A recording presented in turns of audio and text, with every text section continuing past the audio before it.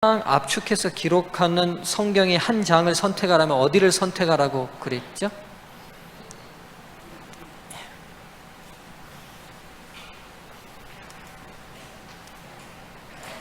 좀 부탁합니다.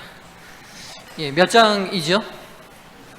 계시록 12장입니다. 인류 역사를 한 장으로 짧게 압축한 장이 있다면 계시록 12장인데요. 12장의 첫 부분을 보면 세 명의 등장인물이 나와요. 세 명의 등장인물이. 누굽니까?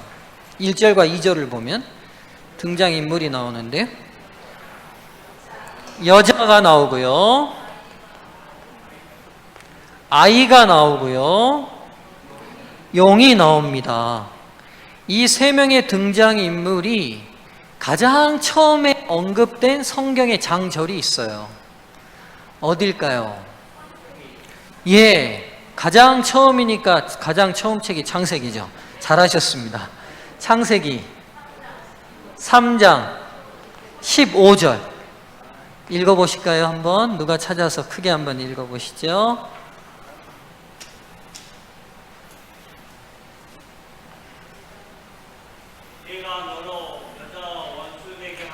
지금 창세기 3장 15절의 배경은 범죄한 여자에게 하나님께서 하신 말씀이죠.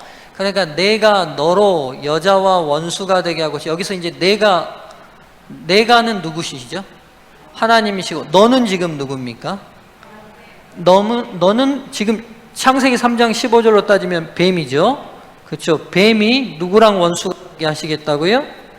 여자와 원수가 되게 하겠다고요. 그 다음에 너의 후손도 여자의 후손과 원수가 되게 하리니, 여자의 후손은 여자가 낳는 자손이 있대요. 여자의 후손은 뱀의 어디를 상하고? 머리를 상하고, 너는 여자의 후손의 발뒤꿈치를 상하게 하겠다. 창세기 3장 15절을 신학적으로 무슨 복음이라고 합니까? 원복음이라고 해요. 근원원자 원복음입니다. 가장 최초의 복음이라는 말씀이죠. 자, 이 창세기 3장 15절. 그래서 여러분, 성경 전체의 주인공 3명을 뽑으라 하면 3명이 누구예요? 여자, 아이, 용. 이게 성경의 주인공들이에요. 나머지 등장하는 모든 인물은 여자이든지 아이신 예수님이든지 아니면 용을 대시하는 세력들이든지, 그렇죠? 이 세 범주가 성경의 주인공들이에요. 그래서 창세기 3장 15절에서 언급된 이 세 주인공이 구체적으로 어떻게 구속사 동안에 그들의 역할을 해낼 건지가 드디어 이제 계시록 12장에서 공개된 거죠. 계시록 12장에서. 그래서 이 여자는 이 여자고, 이 여자의 후손은 여자가 낳은 아이니까 여자가 낳는 아이일 테고, 이 뱀은 12장 9절이 밝히고 있죠. 옛뱀 곧 용, 사탄이라도 하는 존재. 그렇죠?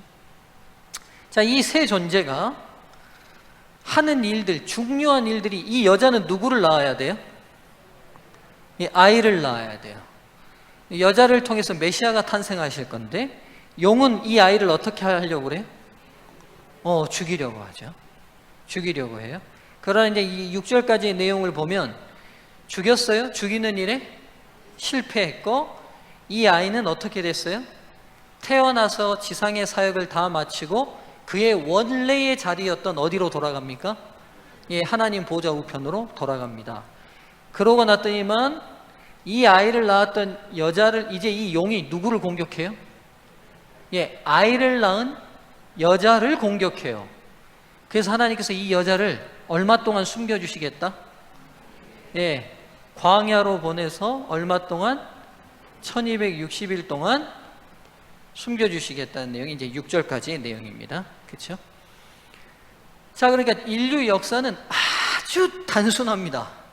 단순한 게 뭐냐면, 여자가 메시아를 탄생시킬 테고, 이 메시아가 탄생되기 전까지는 이 용은 누가 탄생하지 못하도록 막을 거고, 메시아가 탄생하는 일을 방해하고 막을 거고, 그 일에 실패하고 나서는 그 다음 누구를 방해하고 괴롭힐 거다?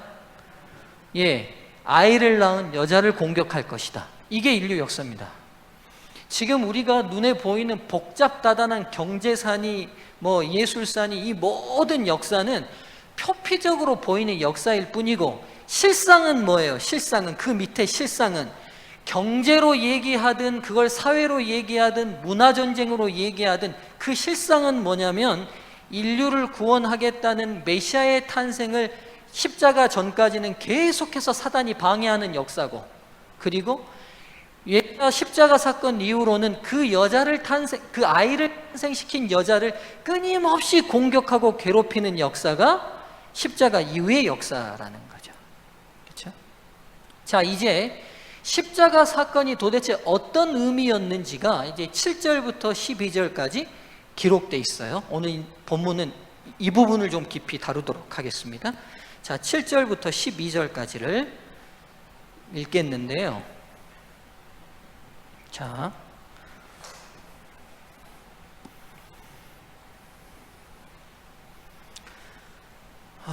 우리 교회에서 목소리가 가장 좋으신 우리 송지연 성도님이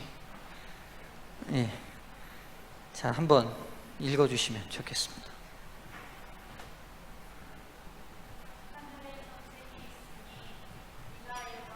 스톱 하시고.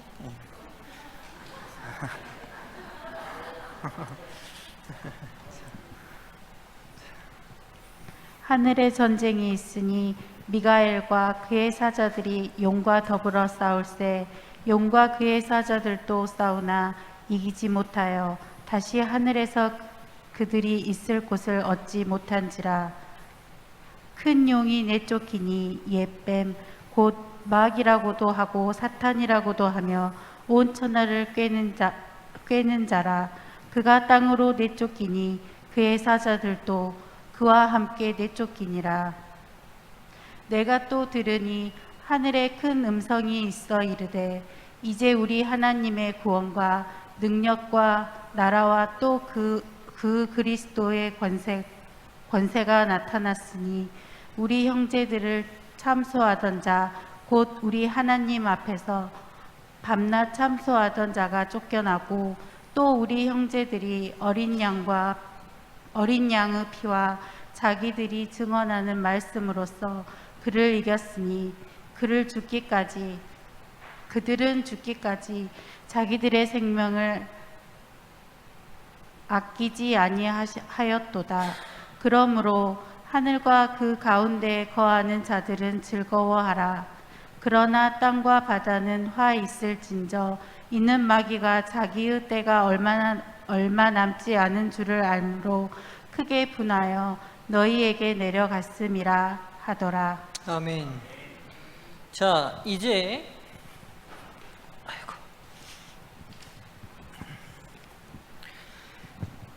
지금 송지연 자매가 읽으신 7절부터 12절까지를 통해서 지상에서 벌어지는 선악의 대쟁투가 어디서부터 시작됐는지를 공개하고 있어요. 어디서부터 시작된 전쟁이 지상으로 확전됐어요? 하늘에서 시작된 전쟁이 지상으로 확전됐어요. 즉, 지상에서 우리가 지난 시간에 제가 누차에게 말씀드렸던 인간 세상에서 일어나는 모든 문제들의 그 본질과 핵심을 깨뚫고 다 들어가면 뭐 때문에 일어나요? 인간이 스스로를 높이고 싶은 교만과 더 갖고 싶은 이기심, 즉 죄의 본질 때문에 모든 문제가 일어나잖아요.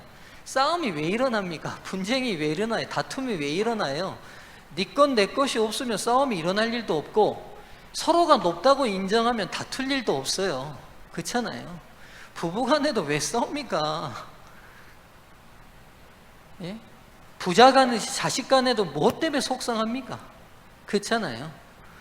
여러분, 가만 생각해 보면 우리가 명분을 드러내지만 그 명분의 저면을 다 제거하고 깊이 다 들어가 보면 누가 더 대접받고 싶고, 내가 더 대접받고 싶고, 내가 더 가지고 싶은 것이 우리 안에서 모든 문제의 발단이 일어나는데, 이 문제의 시작점이 어디서 시작됐는지는 여러분 평생 세상의 도서관을 다 뒤져보십시오. 답을 줄 수 있는지.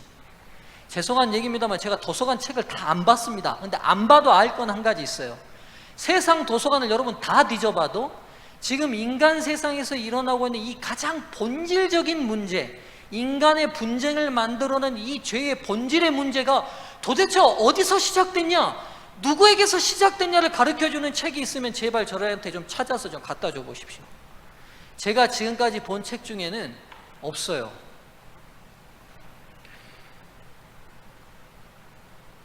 미움을 버려라, 뭐 욕심을 버려라, 인간 번뇌가 다 인간 욕심에서 왔다, 이런 말을 하는 책들은 있어요. 근데 도대체 그 욕심이 어디서 왔냐고요. 도대체 인간 스스로가 높여지고 싶은 그 마음이 어디서 왔냐고요. 여러분, 성경은요 보통 책이 아닙니다. 현상을 설명하고 아름다운 미사옥으로 인생을 사는 격언들을 얘기하는 많은 책들이 있고 철학서들이 있지만, 근본적으로 이 모든 문제의 원인이 어디서 왔는지를 밝혀주는 책이 어디 있습니까? 제가 뭐 단언컨대 대형 박물관, 대형 도서관을 찾아가서 그 모든 책을 다 뒤져도 어느 책에서도 인간 근본적인 죄의 문제를 설명하는 책은 못 찾으실 겁니다. 현상을 다 설명할 뿐이에요.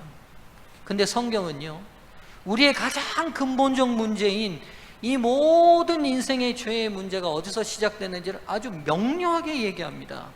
하늘에서 시작된 전쟁이 지상으로 내려왔어요.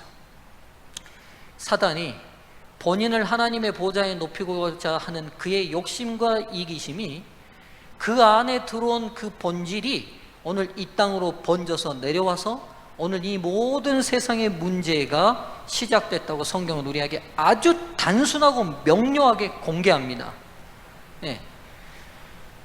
목사님, 그거 어떻게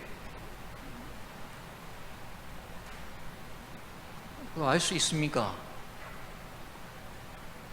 결정하셔야 돼요. 방법은 두 가지밖에 없어요. 믿든지 안 믿든지. 믿든지 안 믿든지. 근데 여러분 가만히 잘 생각해 보세요. 우리가 지금 살아가는 데 있어서 모든 것들은 다 믿음의 기초에 신뢰를 놓고 있어요. 여러분 이거 뭡니까? 제가 지금 들고 있는 거 마이크예요. 루빈이 똑똑하고 예쁘죠? 루빈이가 태어나서 엄마 뱃속에 탁 나올 때부터 이거 마이크라고 얘기하던가요, 장동성 집사님? 이거 딱 보자마자 루빈이가 저 동그란 눈을 뜨면서 마이크 하던가요? 그랬어요, 안 그랬어요, 집사님? 뭘 그렇게 고민하세요? 당연히 안 그랬죠. 당연히 안 그랬죠. 루빈이가 아무리 똑똑하다는데 태어나자마자 마이크 처음 보고 이거 마이크라고 말했겠어요? 말 못하죠. 근데 지금 이걸 루빈이가 마이크라고 알아요. 어떻게 알게 됐죠? 장동성 집사님 노래 좋아하는 아빠가 이거 처음에 루빈이에게 마이크라고 가르쳐 줬어요. 이렇게 소리가 확성돼서 나오는 길다란 나뭇가지처럼 생긴 이거를 마이크라고 하는 거야. 마이크. 루빈이는 그 아버지의 말을 믿었어요. 우리 모두가 지금 알고 있는 지식은 먼저 안 사람들이 우리에게 가르쳐 준 거고 우리는 그걸 믿음으로 받아들였어요. 그래서 오늘 사회가 돌아가는 거예요. 그 목사님 계시록 12장을 어떻게 믿어요? 알아서 하십시오, 여러분. 우리의 모든 것들은 누군가 먼저 가르쳐 준 걸 우리가 믿음으로 받아들였기 때문에 아는 거예요.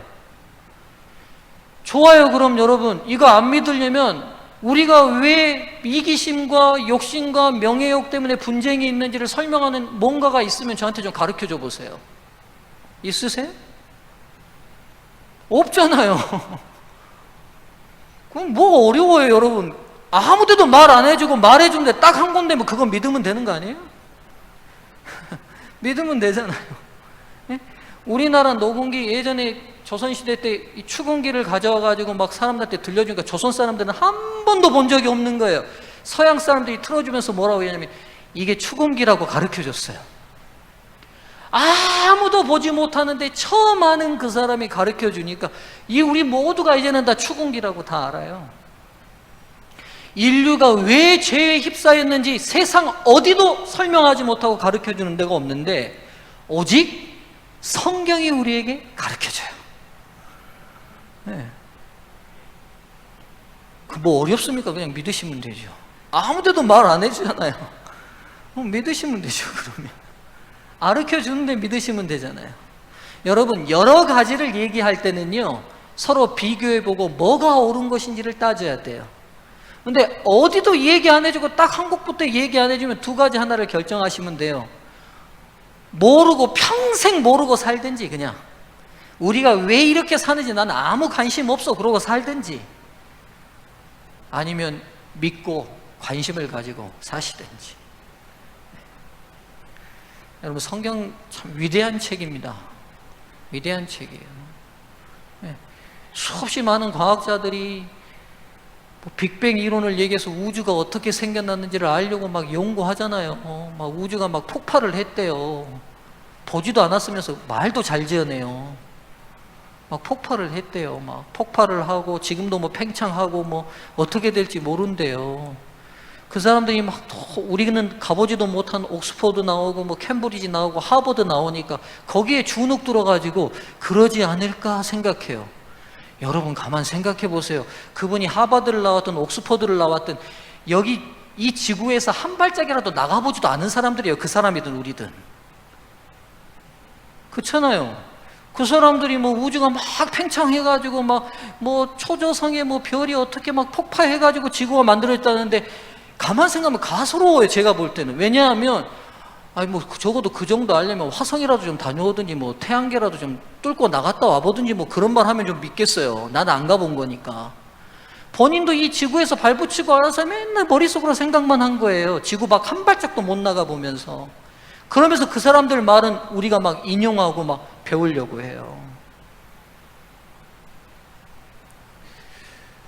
온 우주의 신, 왕이신 하나님이 천지를 창조했다는 이 단순한 진리를, 글쎄 왜 이렇게 저는 사람들이 믿기가 어려운지 모르겠어요.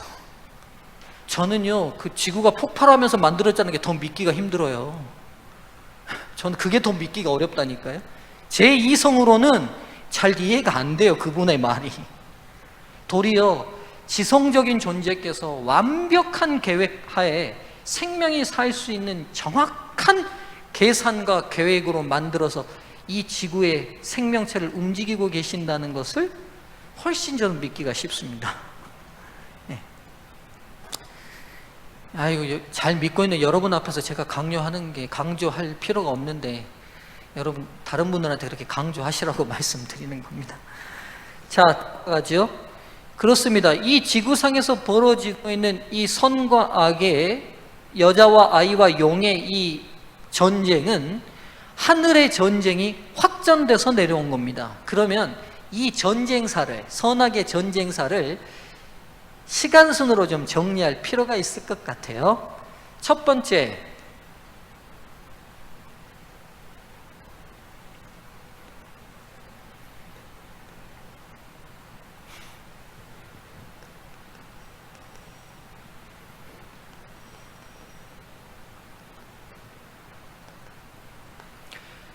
이 전쟁이 일어난 장소는 어디입니까? 오늘 하늘입니다. 누구와 싸우셨죠? 미가엘이신 예수 그리스도와 루스벨이 싸우게 됐습니다.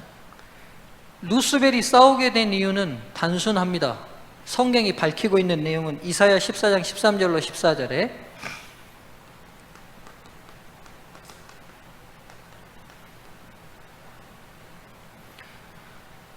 누구와 비교해서 높아지기를 원했습니까? 2위이신 하나님이신 성자와 비교해서 그분의 보좌를 탐냈습니다. 이게 전쟁의 시작이었습니다.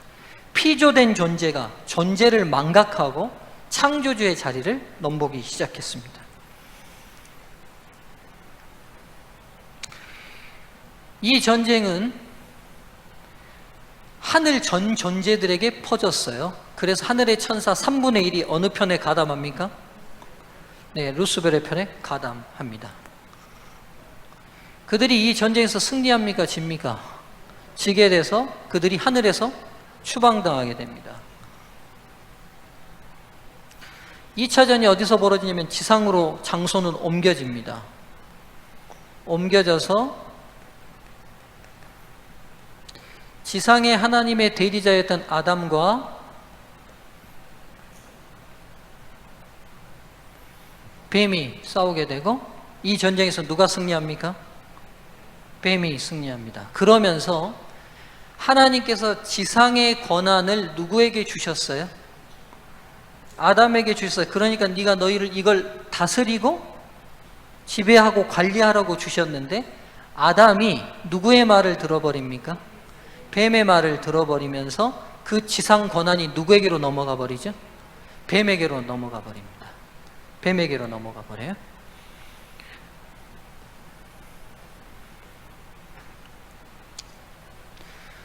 하나님께서 이 지상의 권한을 다시 뺏어오시기 위해서, 다시 수복하시고 회복시키시기 위해서 다시 지상에서 세 번째 전쟁이 벌어지는데, 그게 뭐냐면 아담의 후손으로 태어날 이제 하와의 후손으로 태어날, 여자의 후손으로 태어날 아이 누구시죠?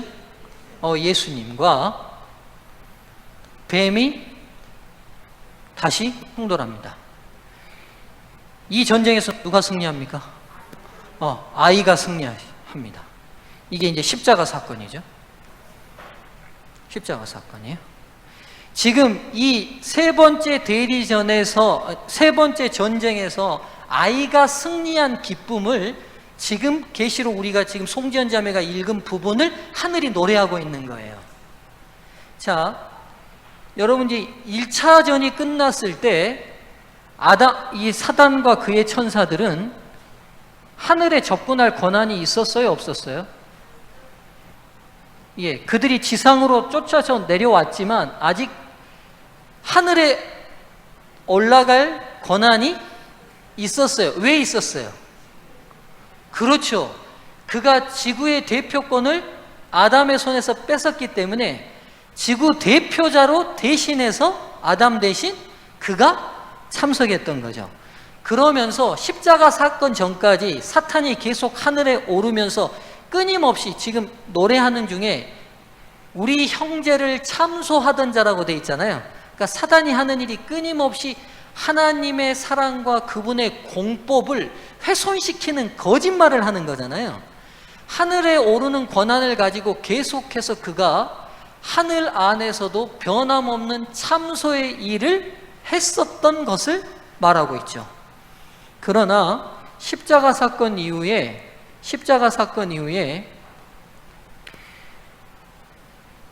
하나님의 사랑의 율법에는 절대로 흠이 없다는 게 온 만천하 우주 거민들 앞에 증명돼 버렸어요. 그렇죠? 사단이 그 잔인한 방법으로 죽이려 함에도 불구하고 예수님께서 입에서 어떤 죄된 말 한마디도 하지 않고 그 모든 걸 감당하시는 모습을 보고 온 우주 거민이 하나님이 통치하시는 사랑의 율법이 얼마나 공정하고 정명하고 아름다운지를 인정하게 돼버립니다. 그래서 십자가는 예수 그리스도의 승리의 현장이 돼버리죠. 그래서 여러분 노래를 다시 한번 들어보시죠. 10절. 자, 제가 읽어볼게요.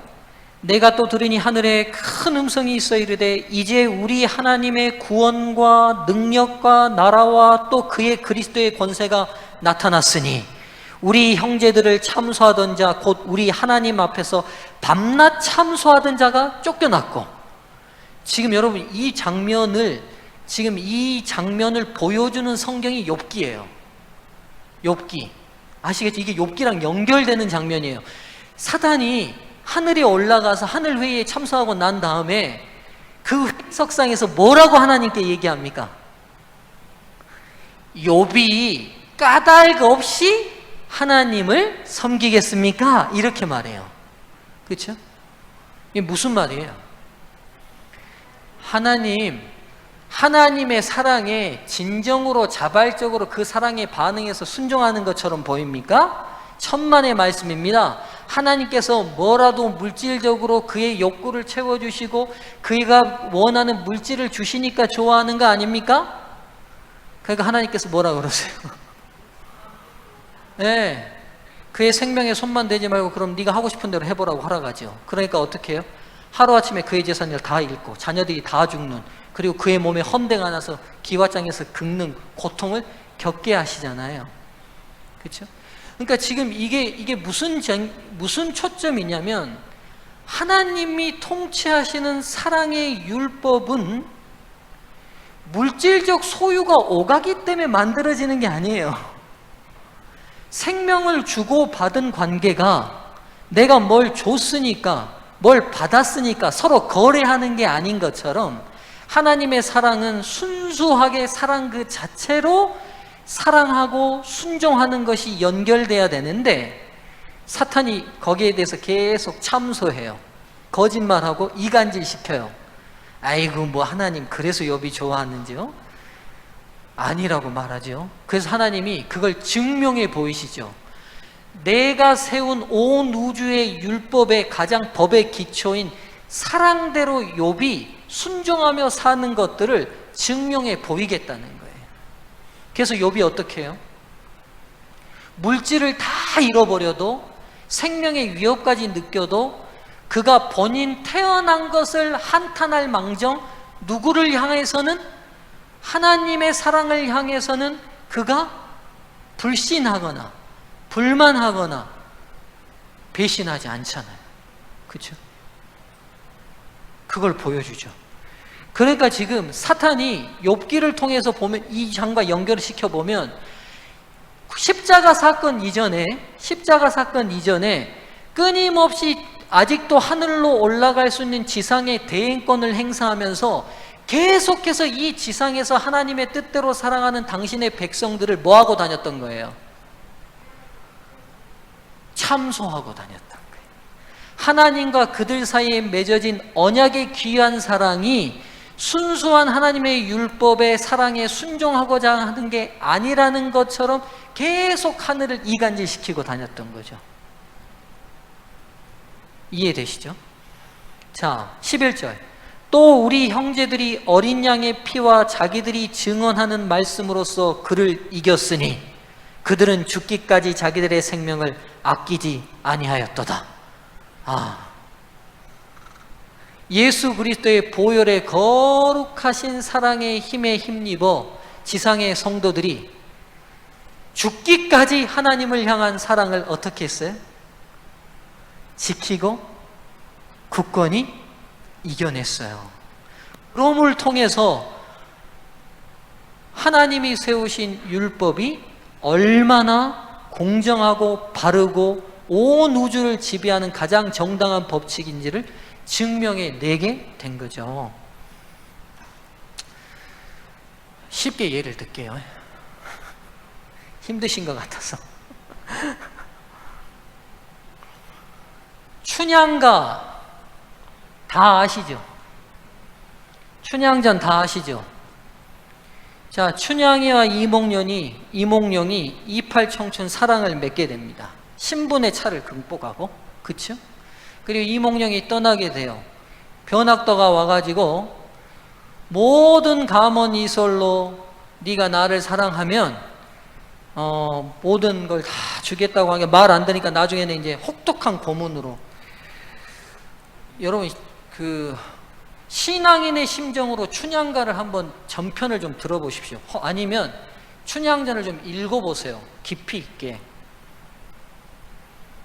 믿음의 성도의 모습을 춘향이가 제대로 보여줍니다. 진짜 우스갯소리가 아니에요. 춘향가 중에 십장가라는 대목이 있어요. 그게 뭐냐면, 이제 변학도가 너 오늘 밤 깨끗이 단장해서 오늘 밤 수청해라 그러니까, 일부종사 품은 마음 바꿀 수 없다고 하니까, 너 그런 소리 하지 말고 창기 자녀가 무슨 수절이 어딨냐, 요절할 소리 하지 말아라 하고 수청 들으라고 해요. 그랬더니만 춘향이가 뭐라고 그러냐면, 사또께서도 구군이 불운해서 나라가 망하면 적장 앞에 무릎을 꿇겠습니까? 그래요. 그러니까 그 말에 이제 놀래가지고 머리채 잡고 끌어다가 관장에 놓고 옥을 이제 몸을 묶고는 난장을 치는데, 그 매치는 군사한테 너 설 피쳤다가 네가 죽을 줄 알아라 하고는 무릎을 치는 매를 치는데, 이제 한 대 칠 때마다 그 한 1에 1, 2, 3, 4, 5, 6 해가지고 그 한 대 맞을 때마다 운율을 맞춰서 춘향이가 이제 항변을 하는 내용이에요. 근데 제가 어디서 더 큰 감동을 춘향전에서 받냐면 이 대목에서 받아요. 춘향이가 드디어 그렇게 매를 맞고 옥에 갇혀있을 때 드디어 이복령이가 전라어사가 돼서 내려오는데 장모님 집에 찾아왔을 때 어떻게 찾아옵니까? 페포 단어도 생각이 안 나네. 다 떨어진 갓에다가 이제 거짓골로 하고 나타나니까 이제 장모님이 이제 맨날 장모가 그 부뚜막 뒤에서 손 빌고 우리 사위 전라 감사나 전라 어사 돼서 내려오게 해달라고 빌었거든요. 근데 거짓골로 내려오니까 돌아가가지고 정화수 떠났던 거 다 깨버리고 우리 딸 죽었다고 이제 울고불고 대성통곡을 해요. 그랬더니 이몽룡이가 하여튼 이제 내일 죽는데 그래도 얼굴이라도 한번 보자고 그래서 이제 춘향이 옥에 갑니다. 옥에 가니까 서방인지 남방인지 네가 기다리는 나타났다고 이제 하니까 이제 춘향이가 아이고 서방님 하고 하는데 모습을 보니까 거짓골이에요. 근데 그 장면에서 제가 감동이 된 거예요. 춘향이가 뭐라고 얘기하냐면 어머니 제 폐물 팔아서 우리 서방님 옷 귀하게 입혀주시고 내가 죽더라도 괄시하지 마시고 그리고 서방님한테는 이몽룡한테는 내가 죽으면 다른 거 아무것도 바라는 거 없으니 당신네 선산 밑에다가 조그만하게 묘를 하나 써달라는 거였어요. 여러분 춘향전은요 굉장히 중요한 것을 우리에게 시사하는 게 많아요. 사랑이 뭔지를 우리에게 정확히 보여주고 있어요. 장모는 내심 이몽룡이 관직 올라오는 걸 기대하고 기다렸던 건데 춘향이는 함께 사랑 주고 받은 것으로 만족해요. 그게 결과가 아무리 나쁘게 끝나도 그걸로 상대를 원망하거나 사랑했던 그 시기나 사랑했던 사람을 원망하지 않고 끝나요. 사랑이 뭔지를 정확히 보여주는 게 춘향전이에요. 재림 성도가 하나님을 어떻게 사랑하는지를 가장 가까이 보여주는 게 춘향전은 하나님 얘기는 한마디도 안 나오는데 제가 볼 때는 성경과 가장 가까운 사랑을 묘사하고 있는 문학작품이에요.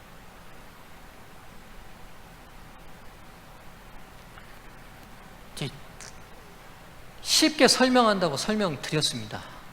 네. 이해되시죠? 지금 뭘 말하고 있냐면 그걸 얘기하는 거예요. 11절이 얘기하는 게 그거예요. 그들이 믿음의 백성들이나 하나님이 이 땅에서 어떤 보상을 보고 사랑하지 않아요. 그냥 사랑하는 거예요.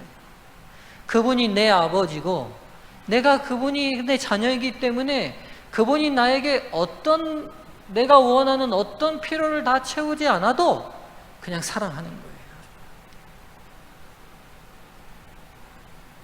12절 그러므로 하늘과 그 가운데 거하는 자들은 즐거워하라. 그러나 땅과 바다는 화 있을진저 이는 마귀가 자기 때가 얼마 남지 않은 줄을 알므로 크게 분내어 너희에게 내려갔습니다. 이제 무슨 말이냐면 세 번째 전쟁 지상에서 아이가 완전히 승리함으로 인해 사탄의 정체가 이제는 온 우주 거민들 앞에 완전히 공개돼 버렸어요.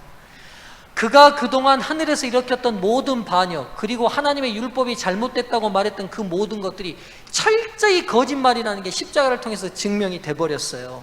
그래서 그에게 이제는 뭐만 남았냐면 사단은 하늘에서 일으킨 반역의 마지막 형벌인 그 존재가 불로 멸망받을 것밖에 남지 않게 됐고 더 이상 하늘에 접근할 권한 즉 지구에 있었던 대표권을 이제는 누구에게 다시 뺏겨버렸어요? 제2의 아담으로 온 아이신 예수님께 뺏겨버렸어요. 즉 지상도 이미 지상의 권한조차도 누구에게로 돌아가 버린 거예요? 예수님께로. 그래서 사단은 이제 더 이상 하늘에 접근할 권한 없이 어디에만 그의 활동의 권한이 제한돼 버렸어요? 지구에만요. 그럼 왜 목사님 아직 지구에서는 활동할 수 있습니까? 지구에서는 왜 활동할 수 있어요? 사탄에 동조하는 인간들이 아직 남아있으니까요. 이해되시죠? 사탄의 악함이 완전히 드러나서 그 존재를 없애버릴 수 있는데, 문제는 뭐냐면 사탄에게 아직 동조하는 지상의 당신의 백성이 남아있어요. 남아있어요. 뭘로 예를 들냐면 이것과 똑같아요, 여러분.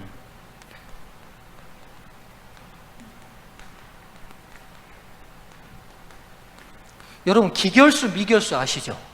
기결수는 뭡니까? 이미 재판이 끝나서 그 사람은 이제 형벌밖에는 받을 게 없어요. 미결수는 뭐죠? 재판이 아직 안 끝났어요. 근데 기결수, 미결수가 같이 있잖아요. 그렇죠? 한 감옥 안에 같이 있잖아요.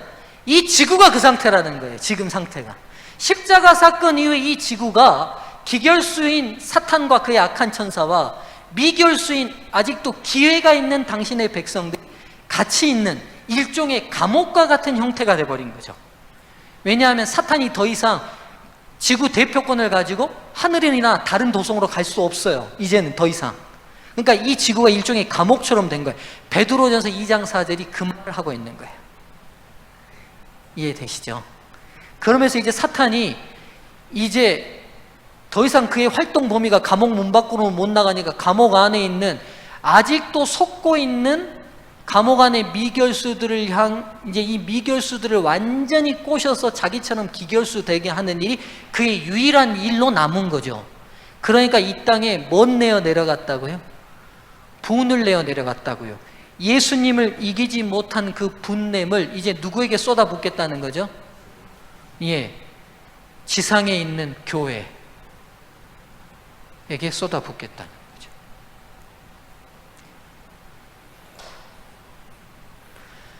여기까지 하겠습니다.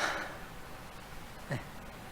여기까지 하고 다음 시간에 13절부터 17절까지 마무리하도록 하겠습니다.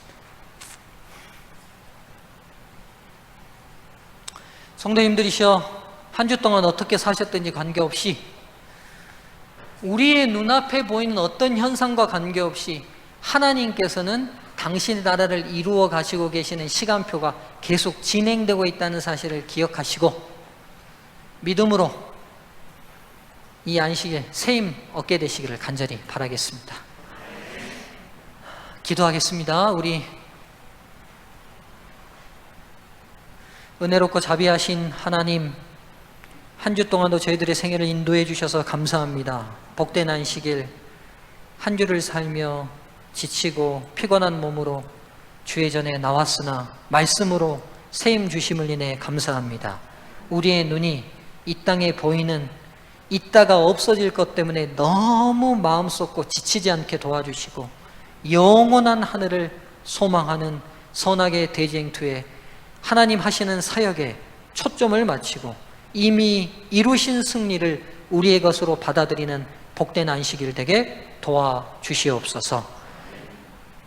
무엇보다도 이 안식일 병환으로 지금 병실에 있는 믿음의 성도들을 위하여 기도하오니 하나님, 잠깐 입을 이 육신의 고통을 잘 이겨내게 도와주시고 믿음으로 승리하게 도와주시며 우리의 육신이 완전함을 입을 소망의 재림을 고대하는 안식일이 되게 도와주시옵소서. 주의 은혜에 감사드리며 예수님의 이름으로 기도드립니다. 아멘.